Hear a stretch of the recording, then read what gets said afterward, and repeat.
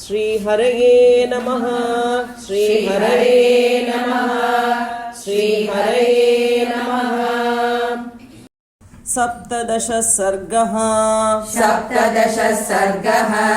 राक्षसी परिवारः ततः कुमुदषण्डाभो निर्मलो निर्मलं स्वयं ततः कुमुदषण्डाभो निर्मलो निर्मलं स्वयं प्रजगामनभश्चन्द्रो हंसो नीलमिवोदकम् प्रजगामनभश्चन्द्रो हंसो नीलमिवोदकम् ततः कुमुदषण्डाभो निर्मलो निर्मलं स्वयं प्रजगामनभश्चन्द्रो हंसो नीलमिवोदकम् साचिव्यमिव कुर्वन्स प्रभया निर्मलप्रभः साचिव्यमिव कुर्वन्स प्रभया निर्मलप्रभः चन्द्रमारश्मिभिः शीतैः सिषेवे पवनात्मजम् चन्द्रमारश्मिभिः शीतैः सिषेवे पवनात्मजम् साचिव्यमिव कुर्वन्स प्रभया निर्मलप्रभः चन्द्रमारश्मिभिः शीतैः सिषेवे पवनात्मजम् सददश ततः सीता पूर्णचन्द्रनिभाननाम् सददर्श ततः सीता पूर्णचन्द्रनिभाननाम्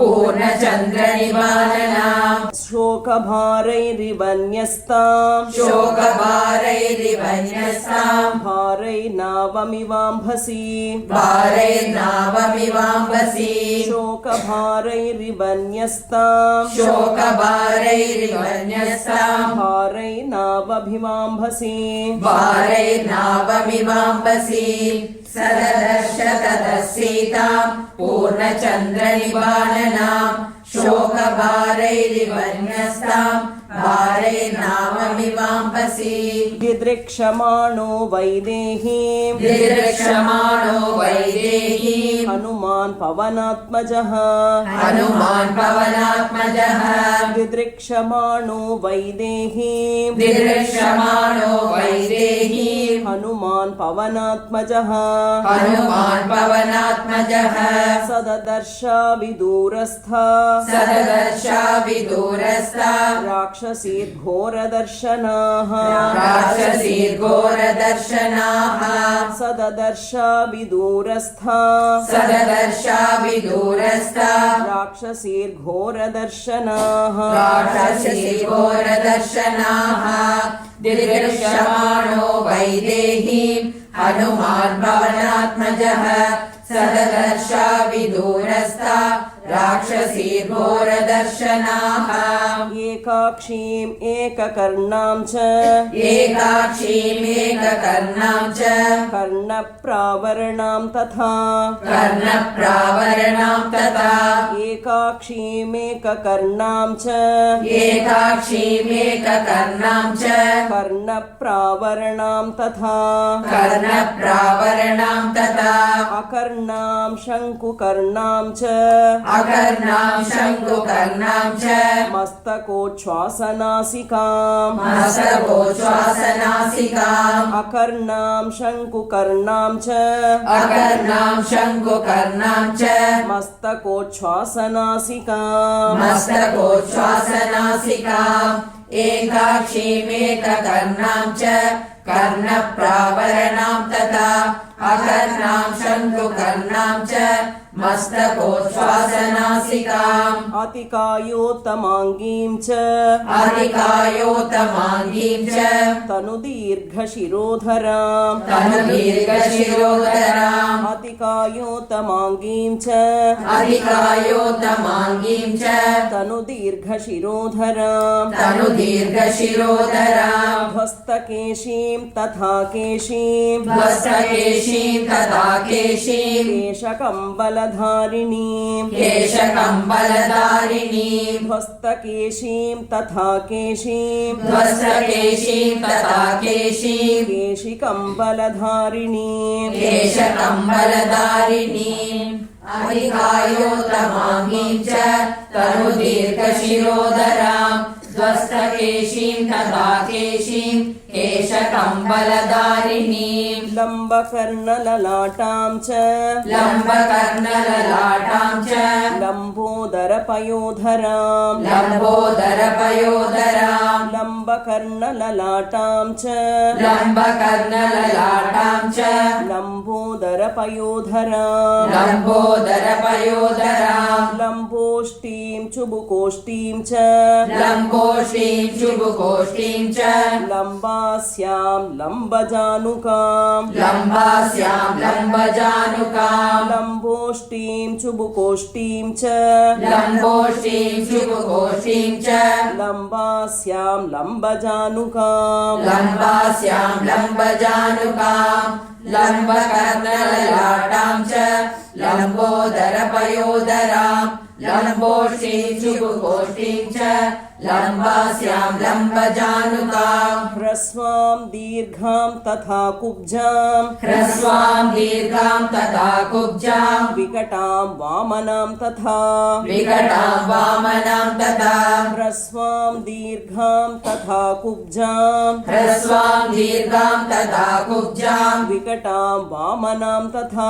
विकटाम् वामनाम् तथा करालां भुग्नवक्त्रां च करालाम् भुग्नवक्त्राम् च पिङ्गाक्षीं विकृताननां पिङ्गाक्षीम् विकृताननाम् करालां भुग्नवक्त्रां च करालाम् भुग्नवक्त्राम् च पिङ्गाक्षीं विकृताननां पिङ्गाक्षीम् विकृताननाम् ह्रस्वाम् दीर्घाम् तथा कुब्जाम् विकटाम् वामनाम् तथा करालाम् भुग्नवक्त्राम् च पिङ्गाक्षीम् विकृताननाम् विकृता पिङ्गला कालीः विकृता पिङ्गला कालीः क्रोधना कलहप्रियाः क्रोधना कलहप्रियाः विकृता पिङ्गला कालीः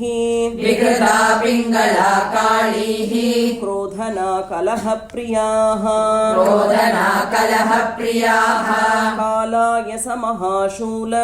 कालाय समहाशूल कूटमुद्गरधारिणीः कूटमुद्गरधारिणीः कालाय समहाशूल कालाय समहाशूल कूटमुद्गरधारिणीः कूटमुद्गरधारिणीः विकृता पिङ्गला कालीः क्रोधना कलहप्रियाः कालाय समहाशूल कूटमुद्गरधारिणीः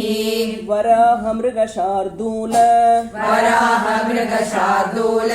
महिषाजशिवामुखीः महिषाजशिवामुखीः वराहमृगशार्दूल वराहमृगशार्दूल महिषाजशिवामुखीः महिषाजशिवामुखीः गजोष्ट्रहयपादीश्च गजोष्ट्रहयपादीश्च निखातशिरसोपराः निखातशिरसोपराः गजोष्ट्रहयपादीश्च गजोष्ट्रहयपादीश्च निखातशिरसोपराः निखातशिरसोपराः वराहमृगशार्दूल महिषाजशिवामुखीः गजोष्ट्रहयपादीश्च निखातशिरसोपराः एकः एकहस्तैकपादाश्च एकहस्तैकपादाश्च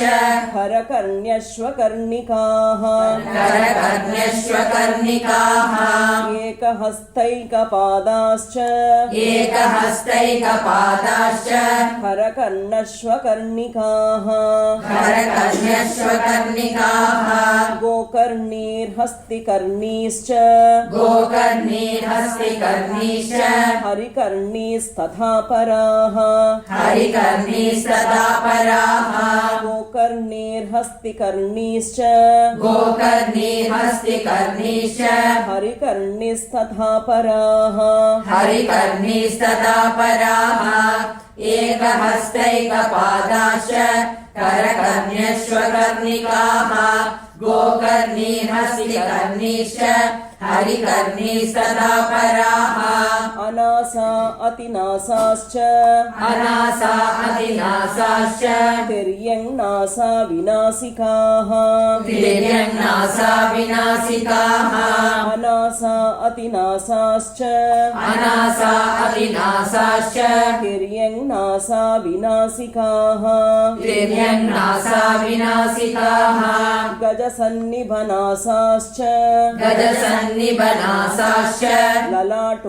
ललाटोच्छ्वासनासिकाः ललाटोच्छ्वासनासिकाः गजसन्निभनासाश्च गजसन्निभनासाश्च ललाटोच्छ्वासनासिकाः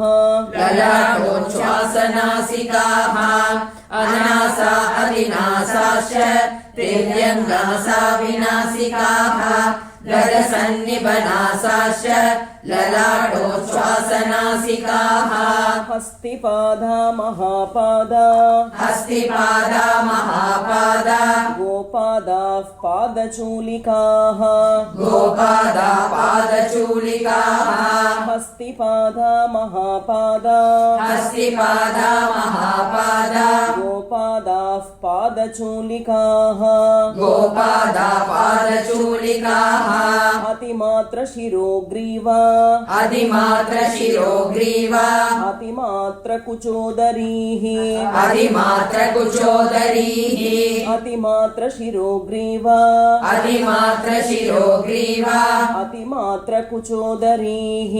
अधिमात्रकुचोदरीः हस्तिपादा महापादा गोपादा पादचूलिकाः अधिमात्रशिरोग्रीवा अधिमात्रकुचोदरीः अतिमात्रासनेत्राश्च अधिमात्रास्य नेत्राश्च दीर्घजिह्वा नखास्तथा दीर्घजिह्वानकास्तथा अतिमात्रास्य नेत्राश्च अधिमात्रास्य नेत्राश्च दीर्घजिह्वा नखास्तथा दीर्घजिह्वानकास्तथा अजामुखीर्हस्तिमुखीर् अजामुखीर्हस्तिमुखीर् गोमुखे सुखरीमुखीः गोमुखी सुकरीमुखीः अजामुखीर्हस्तिमुखीर् अजामुखीर्हस्तिमुखीर् गोमुखे सुकरीमुखीः गोमुखी सुकरीमुखीः अधिमात्रास्य नेत्राश्च दीर्घजिह्वानकास्तथा अजामुखीर्हस्तिमुखीर् गोमुखी सुकरीमुखीः हयोष्ट्रखरवक्त्राश्च हयोष्ट्रकरवक्त्राश्च राक्षसीर्घोरदर्शनाः राक्षसीर्घोरदर्शनाः हयोष्ट्रखरवक्त्राश्च हयोष्ट्रकरवक्त्राश्च राक्षसीर्घोरदर्शनाः राक्षसीर्घोरदर्शनाः शूलमुद्गरहस्ताश्च शूलमुद्गरहस्ताश्च क्रोधनाकलहप्रियाः क्रोधनाकलहप्रियाः शूलमुद्गरहस्ताश्च शूलमुद्गरहस्ताश्च क्रोधनाकलहप्रियाः क्रोधनाकलहप्रियाः शूलमुद्गरहस्ताश्च शूलमुद्गरहस्ताश्च क्रोधनाकलहप्रियाः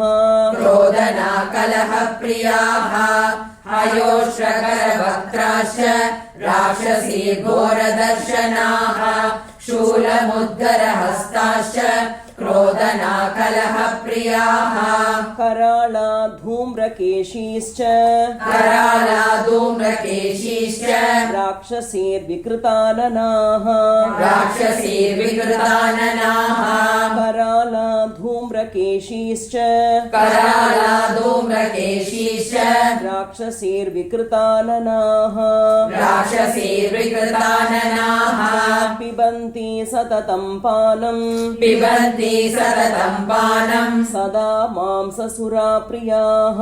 सदा मांससुराप्रियाः पिबन्ति सततं पानम् पिबन्ति सततं पानम् सदा मांससुराप्रियाः सदा मांससुराप्रियाः कराला धूम्रकेशीश्च राक्षसीर्विकृताननाः पिबन्ति सततं पानम् सदा मांससुराप्रियाः मांसशोणितदिग्धाङ्गी मांसशोणितदिग्धाङ्गी मांसशोणितभोजनाः मांसशोणितभोजनाः मांसशोणितदिग्धाङ्गी मांसशोणितदिग्धाङ्गी मांसशोणितभोजनाः मांसशोणितभोजनाः ताददर्श कपिश्रेष्ठः ताददर्शकविश्रेष्ठः रोमहर्षणदर्शनाः रोमहर्षणदर्शनाः ताददर्श कपिश्रेष्ठः ताददर्शकविश्रेष्ठः रोमहर्षणदर्शनाः रोमहर्षणदर्शनाः मांसशोणितदिग्धाङ्गी मांसशोणितभोजनाः ताददर्शकविश्रेष्ठः रोमहर्षणदर्शनाः स्कन्दवन्तमुपासीनाः स्कन्दवन्तमुपासीनाः परिवार्य वनस्पतिम् परिवार्य वनस्पतिम् स्कन्धवन्तमुपासीनाः स्कन्दवन्तमुपासीनाः परिवार्य वनस्पतिम् परिवार्य वनस्पतिम् तस्याधस्ता च तां देवीम् तस्याधस्ता च तां देवीम् राजपुत्रीमनिन्दिताम् राजपुत्रीमनिन्दिताम् तस्याधस्ता च तां देवीम् तस्याधस्ता च तां देवीम् राजपुत्रीमनिन्दिताम् राजपुत्रीमनिन्दिताम् स्कन्दवन्तमुपासीनाः परिवार्य वनस्पतिम् तस्याधस्ता च तां देवीम् राजपुत्रीमनिन्दिताम् लक्षयामास लक्ष्मीवान् लक्षयामास लक्ष्मीवान् हनुमान् जनकात्मजाम् हनुमान् जनकात्मजाम् लक्षयामास लक्ष्मीवान् लक्षयामास लक्ष्मीवान् हनुमान् जनकात्मजाम् हनुमान् जनकात्मजाम् निष्प्रभां शोकसन्तप्ताम् निष्प्रभां शोकसन्तप्ताम् मलसङ्कुलमूर्धजाम् मलसङ्कुलमूर्धजाम् निष्प्रभां शोकसन्तप्ताम् निष्प्रभां शोकसन्तप्ताम् मलसङ्कुलमूर्धजाम् मलसङ्कुलमूर्धजाम् लक्षयामास लक्ष्मीवान् हनुमान् जनकात्मजाम् निष्प्रभां शोकसन्तप्ताम् मलसङ्कुलमूर्धजाम् क्षीणपुण्यां च्युतां भूमौ क्षीणपुण्यां च्युतां भूमौ तारां निपतितामिव तारां निपतितामिव क्षीणपुण्यां च्युतां भूमौ क्षीणपुण्यां च्युतां भूमौ तारां निपतितामिव तारां निपतितामिव चारित्रव्यपदेशाढ्यां चारित्रव्यपदेशाढ्यां भर्तृदर्शनदुर्गतां भर्तृदर्शनदुर्गतां चारित्र्यव्यपदेशाढ्यां चारित्रव्यपदेशाढ्यां भर्तृदर्शनदुर्गतां भर्तृदर्शनदुर्गतां क्षीणपुण्यां च्युतां भूमौ तारां निपतितामिव चारित्रव्यपदेशाढ्यां भर्तृदर्शनदुर्गतां